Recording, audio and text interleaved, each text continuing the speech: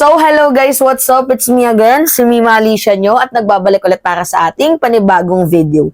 So, ngayon nga po mga minamahal, mukhang hindi pa rin ata matanggap ni Juan Miguel Zubiri na siya ay nirego pinatalsik ng kanyang mga kapwa senador dyan sa Senado at ipinalit itong si Chis Escudero.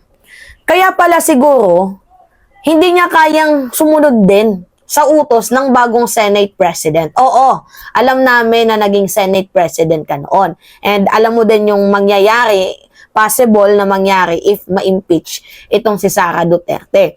Pero sa utos ng ating Senate President na wag muna kayong magbigay, 'di ba, ng pahayag, ng komento patungkol sa impeachment dito kay Sara Duterte, bakit ang titigas ng ulo ninyo? Kung tinanong kayo ng reporter, pwede nyo namang sabihin na no comment, 'di ba? Pero kung sasabihin ninyo na tutol kayo, parang ang baboy naman. Konting respeto naman sa Senate President natin. 'Di ba? Oh. Ano sabi dito sa balita? Escudero to senators avoid commenting on Sara Duterte's impeachment. Saka na kayo mag-comment kapag nandyan na sa inyo yung impeachment. Diba kapag nandyan na sa Senado, pwede nyo dyan kayo maghayag ng suporta na hindi nyo gusto, tutol kayo, hindi kayo pabor. Pero hindi pa nga nag-rule eh. Diba hindi pa nga umaakyat sa Congress yung impeachment na yan eh. Tapos kayo ng mga senador, mga hunghang, ang dami nyo na agad talk, ang dami nyo na agad mga pinagsasabi. Hindi lang si Zubiri, pati si Jinggoy at itong si Bato, nagsalita din. Malayo pa, kitang-kita na agad yung mga kulay nyo, mga animales kayo. Pakinggan nyo tong balitang to ha. Pakinggan nyo to, mga minamahal. Hindi po ako nagsisinungaling dito. Pakita ko sa inyo. Po ang ilang senador ng pagtutol sa pagsusulong ng impeachment case laban kay Vice President Sara Duterte. Ayon kay Senador Miguel Zubiri, hindi niya nais na makakita ng impeachment proceeding sa Senado dahil magkakaroon lang ng pagkakahati-hati sa pananaw at mauuwi lamang ito sa Mauuwi na naman sa gulo. Paulit-ulit na lang. Eh yung ginagawa ni Sara Duterte na panloloko, 'di ba? Sa taong bayan, betrayal of public trust. Hindi niyo man lang ba kayang i-consider 'yon? Ha? 'Di ba? Call out tayo ng call out sa mga corruption, pero yung ginagawa ni Sara Duterte na malinaw na grounds for impeachment talaga yung pangangamkam niya, pambubulsa niya ng kaban ng bayan, hindi niyo man lang i-call out. I-call out ninyo yung possible na magkakagulo kasi may mga die-hard Duterte-natic supporters. Yun yung iniisip ninyo. Pero yung mamamayang Pilipino na kami nagtatrabaho. Diba?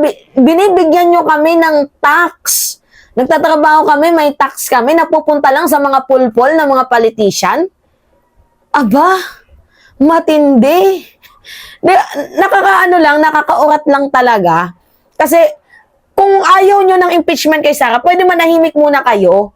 Diyan na lang kayo magsalita kapag pinagdedebatehan na sa Senado. Kasi mga minamahal, ang impeachment, sa Congress muna yan. So kapag nag-rule na yung impeachment dyan sa Congress, syempre, ano yung trabaho nila, magpo-focus sila dyan sa impeachment na yan. Kapag umakyat naman dito sa Senado, dyan na kayo magkomento. Dyan na kayo madaming satsat, madaming dada. Eh, di pa naman nag-rule eh. Ang dami nyo ng mga eklabush. Visit. Diba? At bilang dating Senate President, alam niya ang magiging implikasyon nito. Hindi rin ho niya nais daw na mangyari sa bansa ang pagdedeklara ng martial law gaya ng nangyari sa South Korea. Pakinggan natin, Juan Miguel Zubiri. Iba naman kasi yung issue ng South Korea sa issue ng bansang Pilipinas. Diyos mio naman. Ano ba naman? Kaya ka natanggal bilang Senate President kasi ganyan yung pang-isipan mo. Kinakaya-kaya ka lang talaga ng mga nasasakupan mo. Kung ano yung komento ng isa, gagaya ka. Ano yun? Copying mechanism? Sko? You know, like many of my colleagues, we would love want to see an impeachment proceedings in the Senate because obviously it's going to be very divisive. I know I'm supposed to not talk about the impeachment, but in my heart, is this what we want so close to the elections? Although if there's an impeachment that is delivered to us in the Senate, we have to do our constitutional mandate to convene an impeachment court. I used to be Senate President, so we know the implication of that. We know our duty. But of course, personally, if you ask me in my personal opinion, sana walang gulo. Kasi ayaw po natin ng gulo at this point in time. Gusto po na namin, ceasefire muna at this point in time. Tingnan nyo nangyari sa South Korea. Diba? They declared martial law in South Korea. Now nagkakagulo sila doon. I couldn't believe it. No? I couldn't believe that they had this type of political noise in South Korea last night. So, ayaw naman po natin na mangyari yun, na magkaroon ng catalyst for a lot of of course, rallies and dissent from any side or from all sides.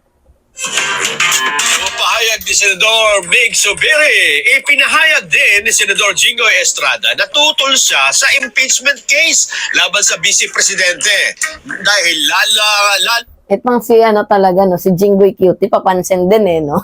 Nagsalita din. ito daw lang pong lalala ang sitwasyon. I had a previous statement before na I am against any impeachment cases. That's it. It will divide our country furthermore. Naranasan kasi ng ama niya. Diba? What happened to when my father was impeached? When my father was impeached, gumandawa ko ay Filipino. Naman, natanggal yung matandang Marcos. Gumanda ba? Lalo na, worsen. Okay. Yung punto lang naman talaga natin dito, sinabi na ng Senate President na shut up muna kayo. 'Di ba? Kung ayaw nyo ng impeachment, huwag na lang kayong magsalita. Pero hayaan nyo naman yung mga taong mayroong kalakip na ebidensya na mag-file. Kasi karapatan nila yon. Karapatan ng mga taong yon na mag-file kasi may nakikita naman silang grounds for impeachment dito kay Sara Duterte. Diba?